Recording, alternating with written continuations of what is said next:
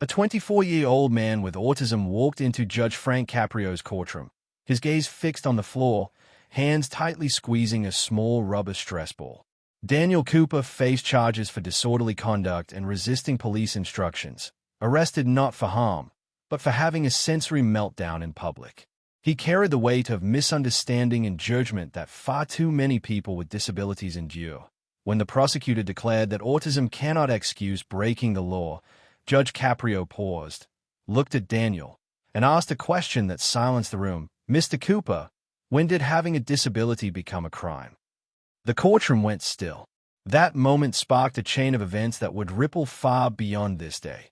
Judge Caprio reflecting on his own family, a phone call to Starbucks corporate, and a nationwide training program to protect and educate. Tens of millions would later watch this exchange, witnessing how true justice sometimes lies not in punishment, but in empathy and understanding. March 14th arrived in Providence with clear spring skies, yet inside the courthouse, a quiet tension hung in the air. State versus Daniel Andrew Cooper. Charges: disorderly conduct, resisting lawful orders, creating a public disturbance. But Daniel was carrying more than fear. He carried the vulnerability of a community too often judged for simply being different.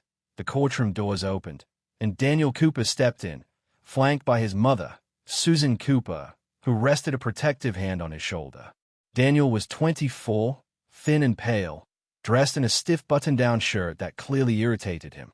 His dark hair was neatly combed, but his hands never stopped moving, fingers tapping his leg, squeezing a small blue stress ball, brushing the fabric of his pants in a rhythmic pattern. His eyes never rose, fixed firmly on the floor, avoiding everyone in the room. As he approached the defendant's table, his movements were deliberate, careful, hyper-aware of each step. Only after his mother gently guided him did he sit. Even seated, his posture betrayed discomfort, shoulders hunched, head down, hands still rhythmically gripping the stress ball. Susan stood beside him with the quiet vigilance of a mother who had spent 24 years shielding her son from a world that barely understood him. She carried a folder bursting with medical records, diagnostic reports, and behavioral notes, a lifetime of proof for a child misunderstood. Judge Caprio glanced from the case file to Daniel, and immediately his expression softened, moving from routine judicial neutrality to one of recognition and empathy. "Good morning, Mr. Cooper," Judge Caprio began gently. "My name is Judge Frank Caprio. You're here today because of an incident." Daniel flinched slightly, hands moving faster on the stress ball, eyes glued to the floor. Susan interjected softly, "Your Honor, Daniel has autism spectrum disorder. Direct conversation can sometimes overwhelm him. May I explain how to communicate with him?" "Of course, Mrs. Cooper." "Please," Judge Caprio said, leaning in with genuine attentiveness. Susan explained, "Daniel can speak clearly, but stressful situations make direct conversation difficult. Eye contact is uncomfortable, not disrespectful. He processes best when is able to focus elsewhere, like on his hands or the floor." Judge Caprio nodded, lowering his voice, softening his tone. "Daniel, you don't need to look at me. That's fine. You can focus on your stress ball or the floor, whatever feels right. I just need you to hear me. Can you do that?" For a moment, Daniel's hands stilled. His voice, quiet and monotone, reached the room. "Yes, Your Honor. I can hear you." "Good," Judge Caprio said. "You're here today because of what happened at Starbucks on February 18th. But first, I want to make sure you're comfortable. Are the lights too bright? Is the room too loud? Anything bothering you right now?" Susan's eyes glistened with gratitude. After decades of advocating for her son, here was a judge who instinctively understood without needing explanation. Daniel spoke again, low but clear. "The lights are very bright, Your Honor. And the humming from the air conditioning, it's a lot, but I'm okay." Judge Caprio leaned closer. "Would it help if we dim the lights a little? We'll do whatever makes this easier for you." "Your Honor," Susan spoke softly, "that's very kind, but you don't need to do that." Judge Caprio nodded, calm and deliberate. "Officer Webb, could we dim the courtroom lights by about 50% and adjust the vac to reduce that hum?" Officer Marcus Webb moved quickly. The harsh fluorescence softened, and the persistent hum of the air system faded as the machinery cycled down. Daniel's shoulders eased slightly, a tiny shift, almost invisible to anyone else. But Susan noticed immediately. "Thank you, Your Honor," Daniel murmured, still looking at the floor. Though his voice carried a faint release of tension, Judge Caprio's eyes scanned the case file, then returned to Susan. "Mrs. Cooper, please explain what happened on February 18th. Susan inhaled deeply, steadying herself. She had recounted this story many times, to police, lawyers, and skeptics. But in the courtroom, she spoke with quiet resolve. "Your Honor, Daniel and I were at Starbucks that morning. Daniel has a strict routine. He visits the same Starbucks 3 times a week, orders the same drink, and sits in the same window seat. This routine helps him manage anxiety and feel safe. That day, a new barista was working.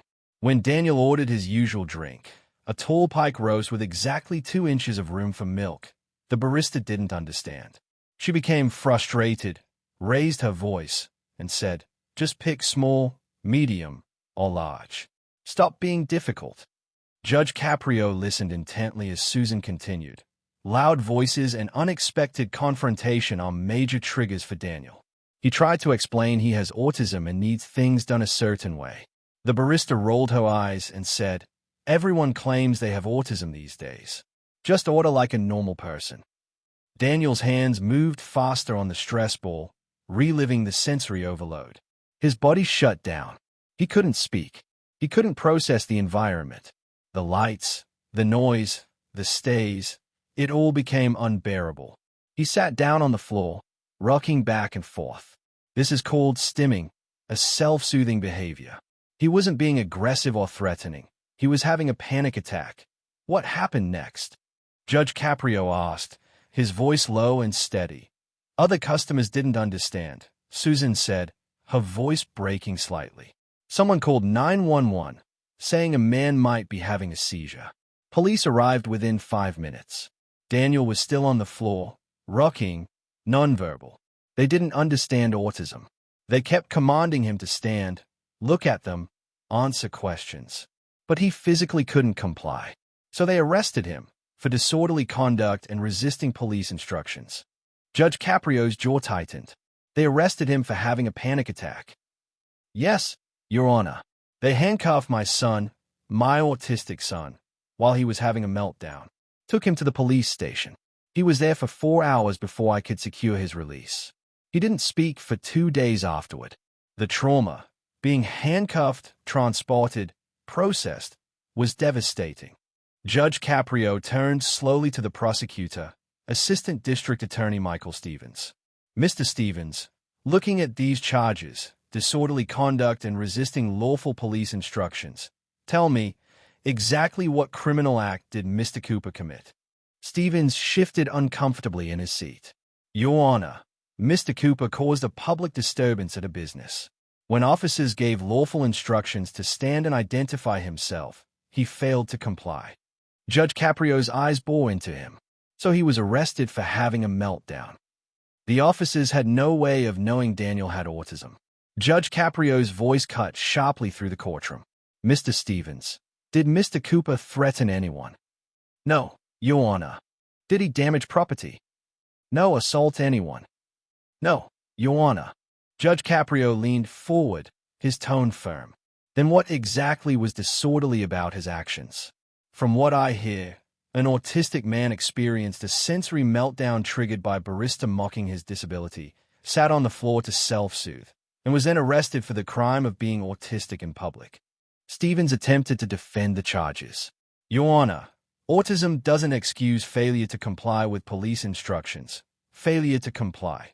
Judge Caprio's voice rose. "If someone is having a heart attack and can't respond, do we arrest them? If someone is deaf and cannot hear commands, is that resisting arrest? If someone is having a seizure, is that disorderly conduct?" Daniel's meltdown was no different. It was a neurological emergency, not a criminal act. He wasn't choosing to be nonverbal or rock back and forth. His nervous system was overwhelmed, and he was using the only coping mechanism he had. The courtroom went silent as Judge Caprio stood, his presence commanding yet deeply personal. "Mrs. Cooper, Daniel, I need to tell you something," he said, his voice softer now. "My grandson, my daughter's son, is on the autism spectrum. He's 12, high-functioning, but he faces the same challenges Daniel does: difficulty with eye contact, sensory sensitivities, a need for routine. I've watched my daughter fight for him every single day. I've seen public meltdowns, heard people say he just needs discipline, or that his parents aren't doing enough. Autism is not bad parenting. It's a neurological difference that makes the world overwhelming in ways most can't imagine." He turned to Daniel, his tone gentle. "Daniel, you did nothing wrong. Nothing.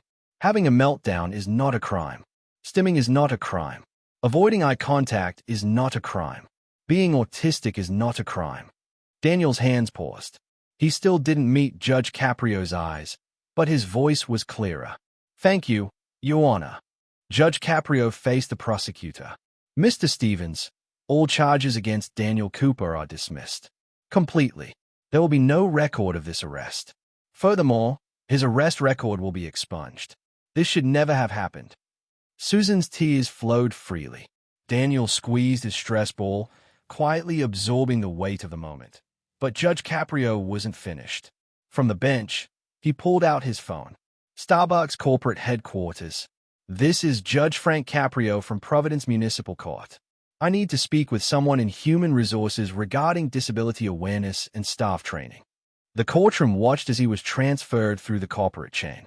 "Yes, I have an autistic man in my courtroom, arrested after a sensory meltdown at one of your stores.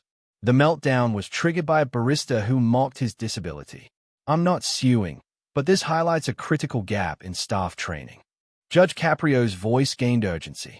"Autism affects 1 in 36 children in America. Millions of your customers are on the spectrum or love someone who is. Mandatory autism awareness training must be implemented. Teach employees to recognize meltdowns versus tantrums. Explain stimming. Teach them that specificity in orders might help someone manage anxiety. This is not optional, it's essential." There was a pause as the representative listened. "Thank you. We'll send you resources to develop training. Your concerns will be noted. And yes, this conversation is recorded and will reach millions." Judge Caprio hung up and immediately called the Providence Police Department. "Chief, this is Judge Frank Caprio. I need to discuss police response to autism-related emergencies."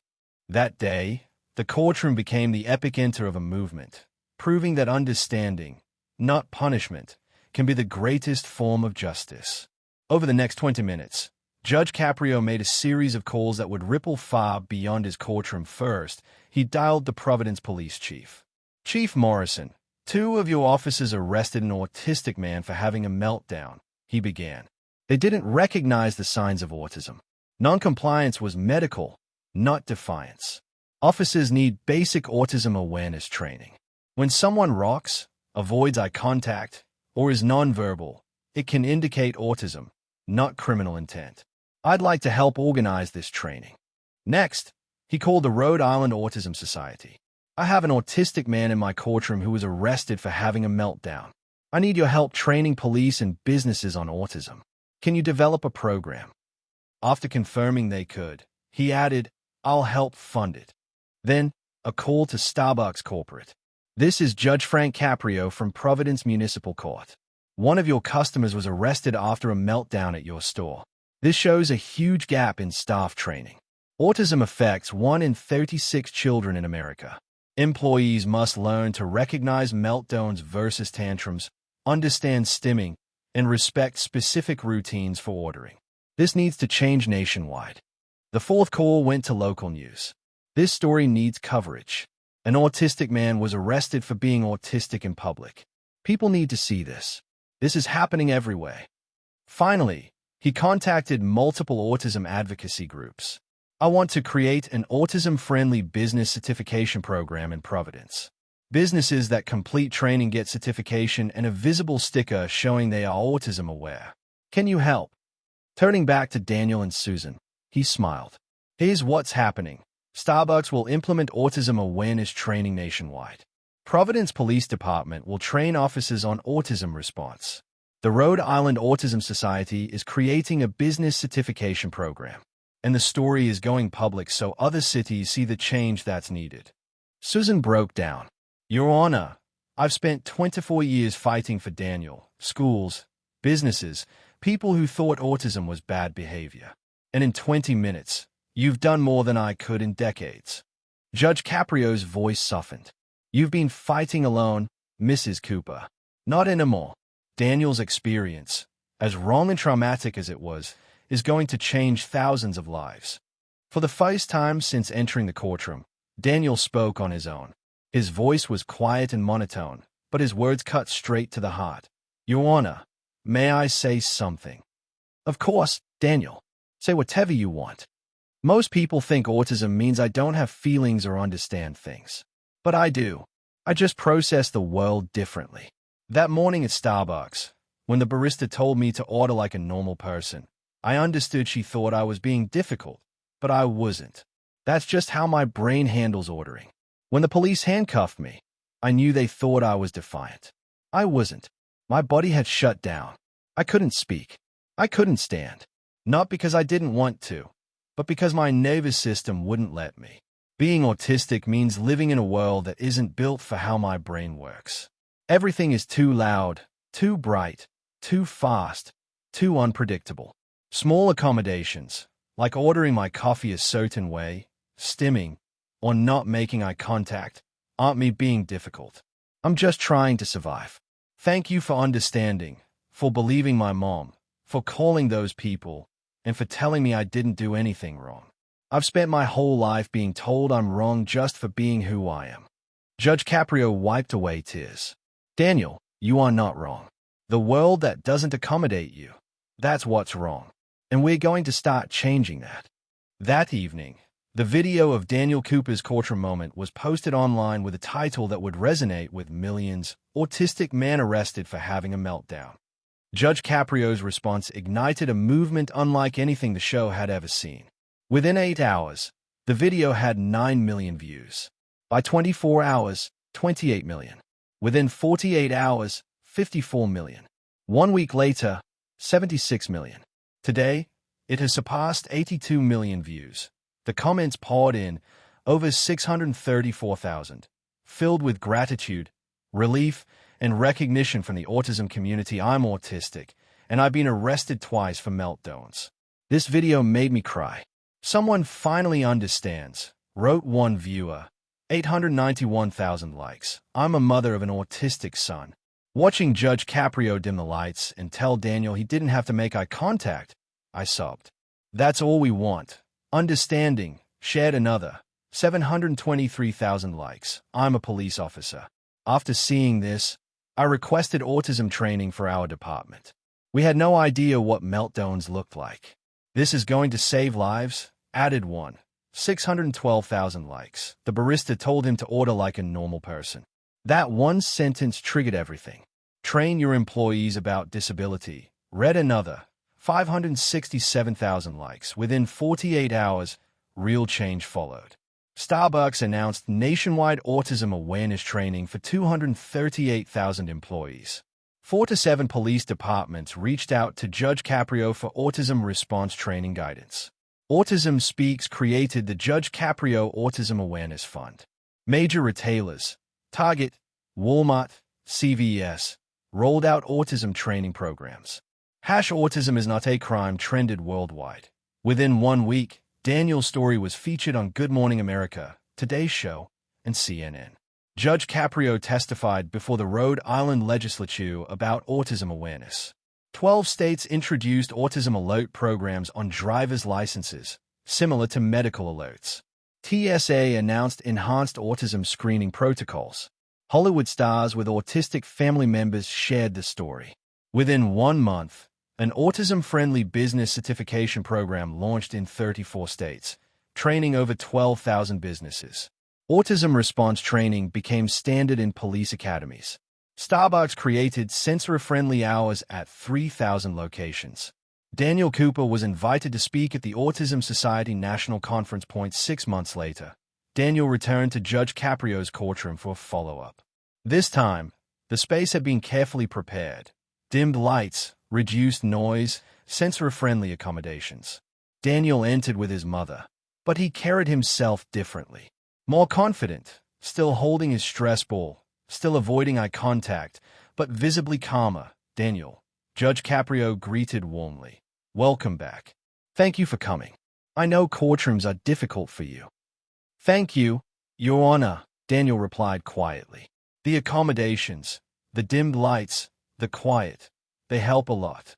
Good. I want to hear how life has been since that day in February, Caprio said. Susan spoke first. Your Honor, Daniel's life has changed dramatically. After the video went viral, he's been invited to speak at schools, businesses, and police departments. Over 40 engagements in 6 months. He's become an autism advocate. Daniel continued, voice calm but steady. I never wanted to be a public speaker. Public speaking is terrifying for autistic people. So many faces, so much attention, too much sensory input.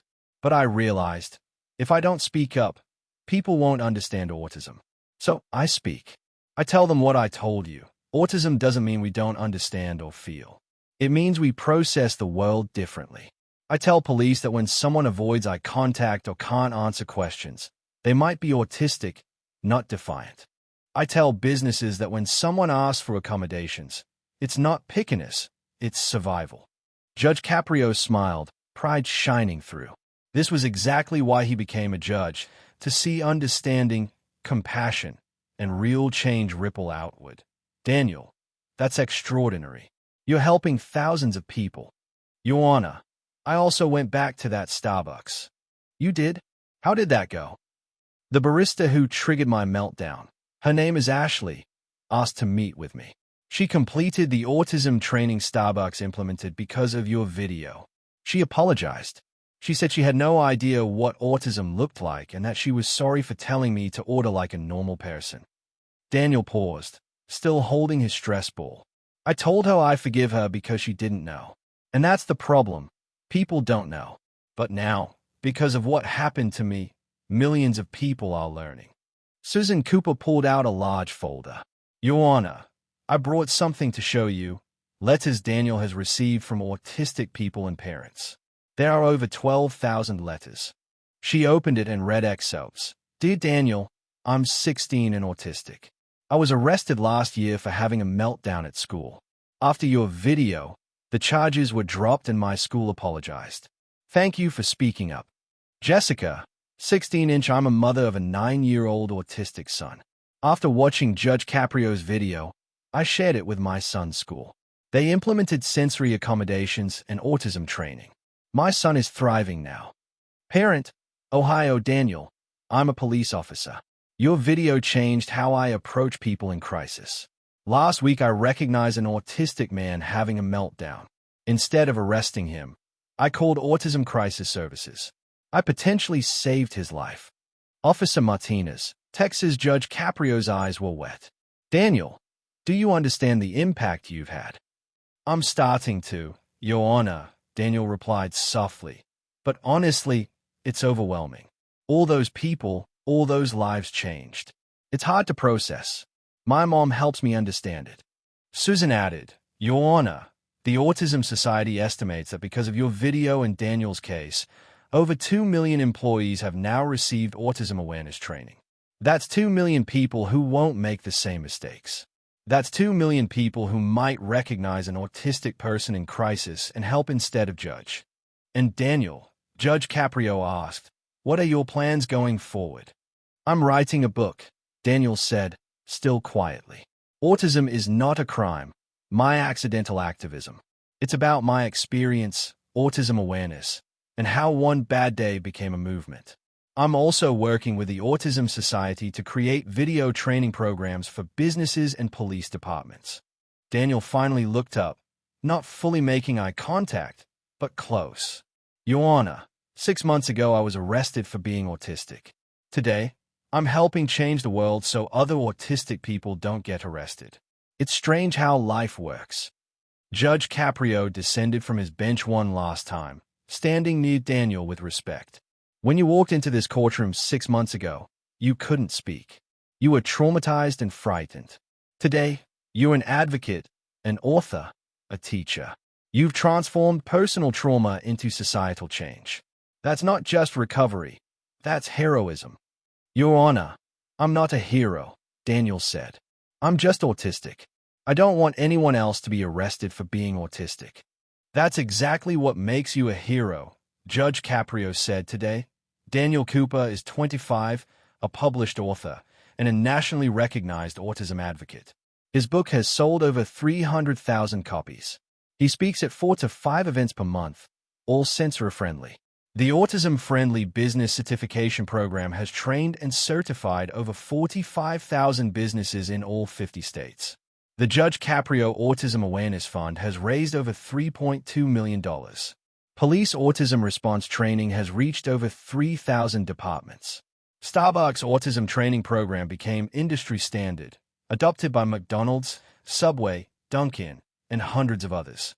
37 states have passed Autism Alert laws, allowing designation on IDs and driver's licenses to help police identify autistic individuals in emergencies. Judge Caprio keeps Daniel's blue stress ball on his desk.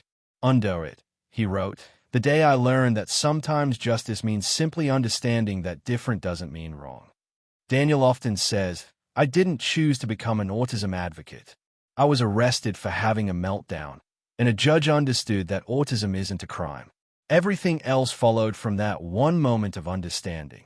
That's all we want, understanding." Judge Caprio, when asked about the case, always says, "My grandson is autistic. I've watched him struggle in a world that doesn't accommodate him. When Daniel walked into my courtroom, I didn't see a criminal. I saw my grandson. I saw every autistic person who's been punished for being different. And I decided, not in my courtroom, never in my courtroom." That moment in Starbucks led to an arrest. The arrest led to a courtroom. The courtroom led to understanding. And understanding led to a movement. One stress ball, one moment of compassion, 82 million views, and a world slowly learning. Autism is not a crime.